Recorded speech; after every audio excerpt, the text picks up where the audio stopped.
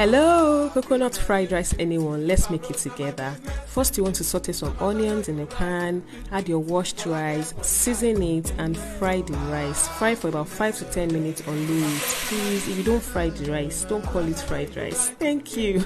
Add some coconut milk, chicken broth and some water and allow that to cook. In another pan you're going to saute some onions and garlic. You're going to stir fry your veggies. I used colorful bell peppers, some sweet corn and green peas, and then I seasoned it to taste. Stir fry for about 5 minutes so that your fried rice doesn't go bad. Add your rice gradually. Add some chicken, added liver, some green onions and desiccated coconuts, and that took it to another level. Guys, will you be trying this recipe? Anyways, combine thoroughly. Add the shrimps and combine. Let it simmer for about 5 minutes. Serve it and enjoy. I served mine with one hot pepper turkey because this life, you only live one.